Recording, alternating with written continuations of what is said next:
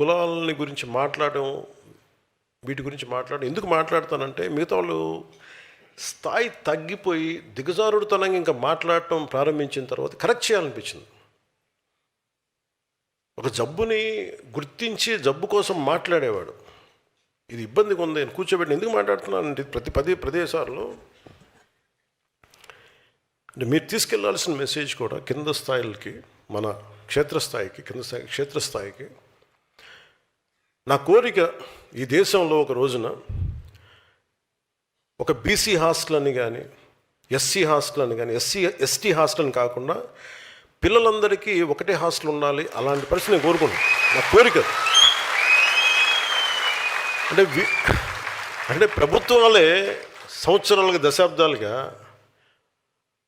పిల్లలు, మనం చిన్నప్పుడు మీరు ఊహించండి, మీరు ఒకసారి వెనక్కి వెళ్ళి చూడండి.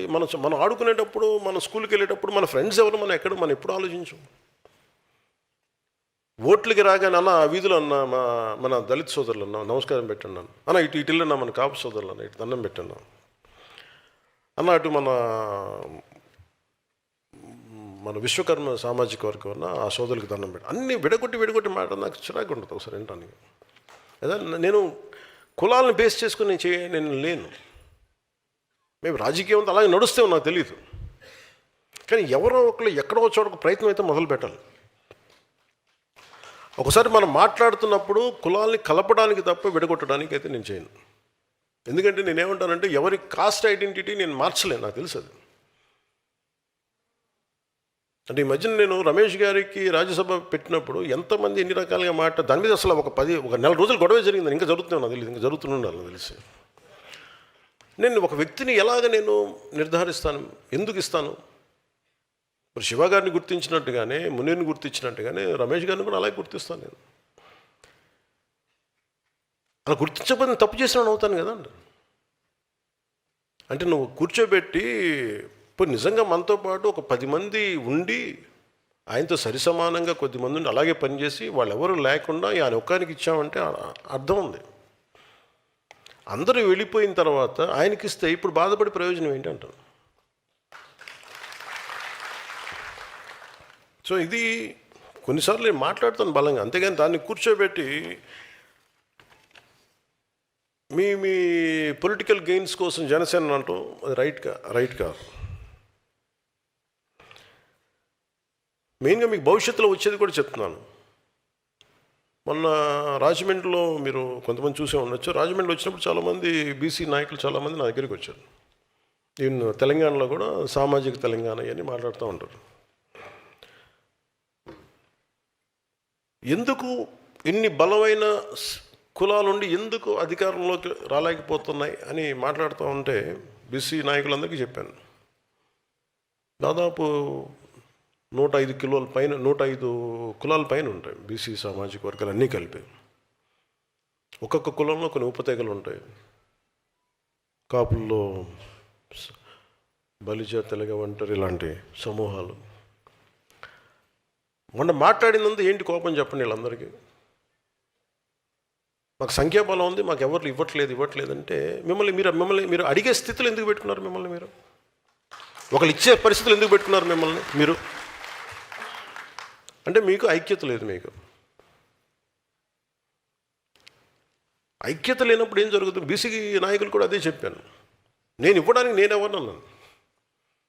మా బీసీలని చేయాలంటే బీసీలని చేయడానికి నేనెవరన్నాను? పవన్ కళ్యాణ్ ఎవడు? పవన్ కళ్యాణ్ దిగొచ్చాడంటే అసలు మీరు ఎవరిని కూడా 50% ఉన్న బీసీ కులాలన్నీ కూడా అసలు మీకు ఎవరైనా ఇవ్వాల్సిన అవసరం ఏముందంట? మీరు అందరూ కలెక్టివ్గా ఉంటే మీరు 10 మందికి ఇవ్వగలిగే పరిస్థితుల్లో మీరున్నారు. మీరు ఉండాలి. కానీ మీరు ఎంతసేపు దేహి అని మీరు ఎందుకు అనుకుంటున్నారు? మీరు అంటే మీకు ఏం జరుగుతుందంటే, మీరు గొడవలప్పుడు మటుకు అందరికి ఏకమవుతున్నారు. కానీ నిజంగా ఎప్పుడైతే ఓట్లు రావాలో అప్పుడు మటుకు మీరు నాయకత్వం లోపం కావచ్చు, రకరకాలుగా ముక్కలుగా విడిపోయి ట్రెడిషనల్ పార్టీస్కి మీరు వెళ్ళిపోతున్నారు. ఇది రీజన్. అది తెలంగాణ కావచ్చు, ఆంధ్ర కావచ్చు. ఇప్పుడు దామోదరం సంజయ్ గారు నేను పదే చెప్తున్నాను, ఆయన దళిత కులానికి చెందిన నాయకుడు, గొప్ప నాయకుడు. ఆయన నాయకుడు అనేవాడు ఎలా ఉండాలి? అన్ని కులాలకి ఆమోదయోగ్యమైన నాయకుడు, అంగీకారయోగ్యమైన నాయకుడు కావాలి. అది మిగతా కులాలు కూడా సాధించగలగాలి. అది కాపుల్లో కావచ్చు, బీసీ కులాల్లో కావచ్చు, యాదవ, గౌడ, సెట్టిబల్జీ కులాల్లో కావచ్చు, ఇచ్చేది అన్ని బీసీ కులాల్లో కావచ్చు, ఎస్టీ కులాల్లో కావచ్చు, దళిత కులాల్లో కావచ్చు. అది వచ్చిన రోజునే చాలామంది నాయకులు ఇప్పుడు తెర వెనక్కి కూర్చోబెట్టి ఇప్పుడు అలాంటప్పుడు మీరు అలాగా కనుక మీరు బలపడితే మీకు వైసీపీ లాంటి పార్టీ మీకు అవసరం ఉండదు. నాలాంటి తిట్టాల్సిన అవసరం కూడా మీకు ఉండదు. నాలాంటి ఇన్సిగ్నిఫికెంట్ అయిపోతాడు. నిజంగా మీరు అలాంటి స్థాయికి ఎదగాలని మనస్ఫూర్తి కోరుకుంటున్నాను ఈరోజు, మనస్ఫూర్తిగా. అంటే ఎందుకు మీకు చెప్తున్నానంటే, ఇది అధికారానికి దూరంగా ఉన్న అనేక సామాజిక వర్గాల గురించి అందరూ ఎప్పుడు మాట్లాడుతూనే ఉంటారు, ఇందాక చెప్పినట్టుగా. కానీ వారికి నిజంగా సాధికారత వైపు అడుగులు వేస్తున్నారా లేదా, లేక వారు అసంతృప్తితోనే రాజకీయ మూలధనంగా మిమ్మల్ని ఉపయోగించుకుంటున్నారా? నేను కులాన్ని రాజకీయ పెట్టుబడిగా నేను పెట్టను. అందుకే నేను ఎప్పుడు కులం అని మాట్లాడను. కులాన్ని గౌరవిస్తాను అంటాను. అందుకని కులాల ఐక్యతనే కోరుకుంటాను తప్ప నేను ఎప్పుడు ఏం కోరుకుంటాను, దేశం, నా నేల, సమాజం కోరుకుంటాను. మన దేశంలో బహుజన్ సమాజ్ పార్టీ సామాజిక న్యాయం కోసం ఒక పెద్ద రాజకీయ ఉద్యమాన్ని నిర్మించింది. అది లక్షలాది మందికి, కాంశీరామ్ గారి నేతృత్వంలో లక్షలాది మందికి రాజకీయ స్వరం అయింది. అది గొంతైంది, బలమైన గళమైంది. ఇది భారతదేశ ప్రజాస్వామ్యంలో చాలా చాలా కీలకమైన ఒక అధ్యాయం ఇది. కానీ అది ఒక పాఠం కూడా నేర్పించింది. ఏ ఉద్యమం అయినా ఒక సామాజిక వర్గానికి మాత్రమే పరిమితమైతే, సంస్థల్ని నిర్మించకపోతే, కొత్త తరాలకి అది విస్తరించకపోతే దాని ఎదుగుదలకి పరిమితులు ఏర్పడతాయి. అందుకనే ఈ రోజున బహుజన్ సమాజ్ పార్టీ ఎదుగుదల ఆగలేక పరిమితం అయిపోయింది. అందుకనే ఒక నాయకుడు కేవలం తన కులాన్ని నమ్మితే సరిపోదు, ఇతర కులాలను కూడా నమ్మాలి. అది సమాజం మొత్తం నమ్మాలి, దేశం నమ్మాలి. అప్పుడే నిజమైన రాజకీయ సాధికారత వస్తుంది. దానికి నేను చెప్పేది ఏంటంటే సోషల్ ట్రస్ట్ కోషియంట్ అంట. ఒక అధికారి దగ్గర మొన్న చూశారు కదా, మన కృష్ణలంకలో ఏదో గొడవ జరుగుతుంటే, అంటే ఎంత హాస్యాస్పదంగా ఉంది వినటానికి ఈ మాటలు, ఎంత బాధగా అనిపిస్తుంటే. చనిపోయిన ఇప్పుడు ఒక రౌడీ ఇప్పుడు క్రిమినల్ క్యాస్ట్ ఏంటి, ఎలా వేసుకొస్తారు నాకు అర్థం కదా, లాజిక్ నాకు ఎలా మిస్ అయిపోతారు. ఒక క్రిమినల్కి మీరు క్యాస్ట్ అని మీరు ఎలా అంటగడతారు, ఏ బేసిస్లో మీరు తీసుకొస్తారు? అంటే మనం అర్థం చేసుకోవాల్సింది ఏంటంటే ఇది ఒక నెరేటివ్. ఇది మన దగ్గర ఎందుకు మీకు చెప్తున్నానంటే, రేపు పొద్దున మీరు 18,000 మంది మీరే గొంతు గళం. మన దగ్గర ఛానల్స్ లేవు, పేపర్ లేవు, టీవీలు లేవు.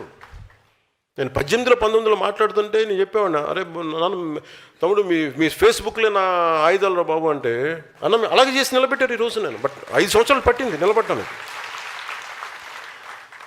అంటే మీరు అధికారానికి దూరంగా ఉన్న వర్గాలని అధికారంలో తీసుకురావటం ఒక రాజకీయ విజయం అది. కానీ అన్ని వర్గాల్ని అంగీకరించే నాయకత్వంగా తీర్చిదిద్దటం ఒక సామాజిక విజయం. నేను సామాజిక విజయం వైపు వెళ్తున్నాను. అంటే ఏంటి, మీరు కూర్చోబెట్టి ఇద్దరు ఈ 3 కులాలని మనం పెట్టి మార్చేసుకుంటే మనకు అధికారం వస్తుంది, రావచ్చు, మనకు తెలియదు. కానీ అది పొలిటికల్ విక్టరీ అవుద్ది, కానీ సోషల్ విక్టరీ అవుతుంది. వేరే జనసేన ప్రయత్నిస్తున్నది ఏంటంటే సామాజిక విజయం, సోషల్ విక్టరీ. ఎవరు అధికారంలోకి వచ్చినా మనకేం కాదు అనే భద్రత మిగతా కులాలకి చాలా చాలా ఎసెన్షియల్. ఇది ఉదాహరణకి, ఇది మీరు వేదిక పైన ఉన్న నాయకులు కానీ మీరందరూ ఆలోచించండి. మాధ్యమాలు చూస్తున్న, సామాజిక మాధ్యమాలు కానీ ప్రసార మాధ్యమాలు చూస్తున్న వాళ్ళు కానీ ప్రతి సామాన్య పౌరులు మీరు కూడా ఆలోచించండి. అందరినీ మనం ఒక ఘాటును కట్టేయడానికి ప్రయత్నం చేస్తారు. వీళ్ళు they are not about one caste. ఒక గ్రూప్ ఉండాలి అంతే, ఒక 10 మంది. అధికారం వాళ్ళ చేతిలోనే ఉండాలి, దానికి కులం లేదు. దానికి వాళ్ళందరూ చూడండి ఒక గ్రూపు. ఇప్పుడు మీరు వైసీపీ అనగానే మీరు ఏమనుకుంటారు, ఒక సామాజిక వర్గానికి చెందిన గ్రూప్ కాదు అది, ఒక వర్గానికి చెందించిన గుంపు అది. వాళ్ళు దేన్నైనా వాడతారు, వాళ్ళు కులాన్ని వాడచ్చు, మతాన్ని వాడచ్చు, లేదా ఇంకా రకరకాలు వాడచ్చు. మీరు చూడండి, మనల్ని తిట్టేవాడు, మీరు ఇదే వేదిక పైన చెప్తున్నా, గతంలో వైసీపీకి పనిచేసిన నాయకులు కూడా వేదిక పైన ఉన్నారు. బాలినేని గారు కానీ, సామినేని గారు కానీ. వీళ్ళు ఎప్పుడన్నా ఈ 5 సంవత్సరాల కాలంలో ఎప్పుడన్నా మనల్ని దిగజారిపోయి తిట్టిన దాఖలాలు మీరు విన్నారా ఎప్పుడన్నా? మరి వాళ్ళల్లో మన ఉదాహరణకి బాలినేని గారే, మన సామినేని గారే కరుడు కట్టిన కాంగ్రెస్ వాది. ఆయన జీవితం అంతా కాంగ్రెస్తో గడిచింది. ఆయన రావడానికి 100 ఆలోచించారు. సో సహజమైన లాయల్టీ కాంగ్రెస్ వైపే ఉంటుంది. కానీ దాన్ని దాటుకొని వచ్చారంటే ఆయనకు అర్థమవుతుంది ఇది రైట్ కాదని. అదే బాలినేని గారు మన రాజశేఖర రెడ్డి గారు చనిపోయినప్పుడు ఆయన కోసం వాళ్ళ నాయకులు మన గత ముఖ్యమంత్రి కోసం ఆయన రాజీనామా చేశారు. ఒక మన మంత్రి క్యాబినెట్ మినిస్టర్గా ఉంది. అంటే అలాంటి వ్యక్తి బయటకు వచ్చిన దాంట్లో కులం ఎక్కడుందంటున్నాను నేను. ఆయన విభేదించి ఎందుకు బయటకు రావాల్సింది సరిగ్గా లేదు. ఇదైతే రైట్ కాదు. ఇలాంటి రాజకీయం రైట్ కాదు. విచ్ఛిన్నమైన రాజకీయం రైట్ కాదు. సో అక్కడ ఎక్కడ కులం అనేది లేదు. అది నా మాట చెప్పడానికి చెప్తున్నాను ఇదంతా. ఇప్పుడు నన్ను తిట్టే వాళ్ళందరూ చూడండి, నన్ను తిట్టిన వాళ్ళు ఇప్పుడు దాకా అందరు కాపులు తిట్టారు నన్ను. అంటే భుజాలు ఎవరి భుజాల మీద పెట్టి మీరు కాలుస్తారు తుపాకులు. అంటే మీకు ఇది చాలా జాగ్రత్తగా చూడాలి. అంటే వీళ్ళు ఏం చేస్తున్నారు, మీ సబ్ టెక్స్ట్ మీరు మాట్లాడేది ఒకటి, చూసేది ఒకటి, చెవులకి మీ భావం ఏమి వెళ్తుంది లోపలికి. వీళ్ళు చాలా ఒక పథకం ప్రకారం అందరికీ ఇది ఆమోదయోగ్యం నాకు తెలీదు. జనసేన అంటే ఇష్టపడని వర్గాలు ఏవైనా కావచ్చు. నేను ముందుగా చెప్పాను, నేను ఎప్పుడు కులాలని చాలా మన ఒక ఎనలైటికల్గానే చూస్తాను. నేను కులాలని ఒక సోషల్ డాక్టరింగ్ పర్స్పెక్టివ్లోనే చూస్తాను. వాళ్ళు ఏం చేస్తున్నారు, ప్రతిసారి తిట్టడం, కాపు నాయకుల చేత తిట్టిస్తారు. లింగంనేని రమేష్ గారికి ఇస్తే వాళ్ళే తిడతారు. లేదంటే ఒక కుర్రాడు 14 ఏళ్ళ ఆడబిడ్డని 3 రోజులు గదిలో బంధించి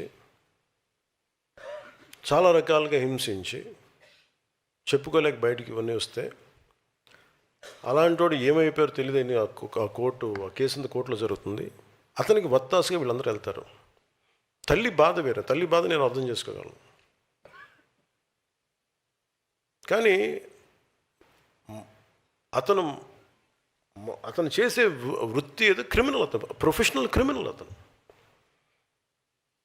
ఒక ప్రొఫెషనల్ క్రిమినల్లో ఎలా వెనకేసుకొస్తారు? ఏ బేసిస్లో వెనకేసుకొస్తారు? Just because he's your caste. మీ కులం అయితే సరిపోద్దా? అంటే చిన్నప్పుడు మనం వినేవాళ్ళం కదా, show me your friend I tell you who you are అంటారు ఎవరన్నా. అలాగే మీ నాయకుడిని చెప్పండి, అతనేంటో మీరేంటో నేను చెప్తానండి. ఇప్పుడు చూడండి, సోకాల్ లీడర్స్ అందరూ ఎలాంటి వైపు మగ్గుతున్నారు వీళ్ళందరూ. అంటే ఏం మెసేజ్ ఇస్తున్నారు వీళ్ళందరూ? ఉదాహరణకి చాలా కులాలు ఉన్నాయి. ఉదాహరణకి ఫర్ ఎగ్జాంపుల్ కాపు కులాన్ని తీసుకుందాం. ఈ మధ్యన మనకి ఎక్కువ వినిపిస్తుంది కాబట్టి. వీళ్ళు కాపులను ఎలా ప్రొజెక్ట్ చేస్తున్నారు? ప్రతిసారి ఈ 4-5 మంది ఫేసులు కనిపిస్తాయి. మన బూతులు తిట్టేవాళ్ళు, కాపులు బూతులు తిడతారు. ఈ కృష్ణ ఏదో పేరు ఉంది, వీళ్ళు క్రిమినల్, వీళ్ళు ఇది అన్ని నెగిటివ్ న్యూస్ చూడండి. సో మీకు ఏమైపోద్ది, కొద్ది రోజుల తర్వాత సబ్లిమినల్గా మీ మనోగతంలో ఏమైపోద్ది, it will become confine to అది. ఈ భావన దేనికి వేస్తే, కాపు అని చెప్పగానే ఇవన్నీ గుర్తొస్తాయి మనకి. We'll form our opinion. అది వీళ్ళ స్ట్రాటజీ. అంటే మీకు భావం ఏం చెప్తారు? ఇది ఒక్క కాపు కులానికి కదా, అందరికీ చెప్తారు. అన్ని కులాలకి ఇదొక very clear cut political game ఇది. నేను దాన్ని బ్రేక్ చేస్తాను కాబట్టే నా మీద ఇంత కోపం అందరికీ. కొంతమంది ప్రాంతీయతలు పట్టుకొచ్చి రాష్ట్రాలు విడిపోయిన ఇంకా మీరు తిడతా ఉంటే ఇది దేశంలో అంతర్భాగం అని చెప్పినందుకు నన్ను తిడుతున్నారు. అది నేను ఎప్పుడు తెలంగాణను వ్యతిరేకించాను. అంటే నేను ప్రతి ఒక్కరు డిఎన్ఏని బయటికి చెప్తా. అందుకని కోపం అందరికీ నా మీద నాకు అర్థం అవుతూ ఉంటుంది. అంటే ఏ సామాజిక వర్గం అయినా నాయకత్వం వహించాలంటే మిగతా అన్ని సామాజిక వర్గాల విశ్వాసాన్ని పొందాల్సిందే, వేరే దారి లేదు దీనికి. భారతదేశంలో ఏ ఒక్క వర్గం కూడా, ఏ ఒక్క కులం కూడా ఒంటరిగా చరిత్రని మార్చబోదు కూడా. కలిసి నడిచిన వారే చరిత్ర నిర్మించారు. అందరినీ కలుపుకెళ్ళిన వాళ్ళే చరిత్ర నిర్మించారు. సాధికారత అంటే మీరు ఒక కులాన్ని పైకి తీసుకురావడం కాదు, మిగతా కులాలను కూడా వాళ్ళని పైకి తీసుకొస్తూ మీరు వాళ్ళు కూడా అంగీకరించే స్థాయికి మీరు ఎదగడం. ఏ సామాజిక వర్గానికైనా నేను అడిగే ఒకటే ప్రశ్న, మీ నాయకుడి మాటలు మీ కులాల గౌరవాన్ని పెంచుతున్నాయా, మీ సమాజం గౌరవం పెంచుతున్నాయా, లేక మీ సమాజం పైన ఉన్న అభిప్రాయాన్ని దెబ్బతీస్తున్నాయా? ఇది ప్రతి కులం మీరు చూసుకోవాల్సిందే. మీరు ఒక వ్యక్తి చేసిన తప్పు ఒక కులం చేసిన తప్పు ఎలా అవుద్ది? అంటే నేను అందుకే చెప్తాను, నువ్వు నాయకుడిని చూపించి నీ భవిష్యత్తుని ఏంటో నేను చెప్తాను. నువ్వు ఎవరిని నమ్ముతున్నావు దాన్ని బట్టి నీ భవిష్యత్తు ఉంటుంది. ఇలాగ బూతులు తిట్టేవాడు నమ్మితే 11కి వచ్చారు, 151కి వస్తారు.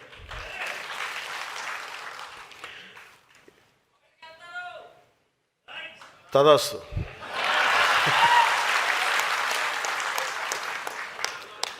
నీలో అమోఘమైన తపోశక్తి ఉంది, నువ్వు సాధించుగా.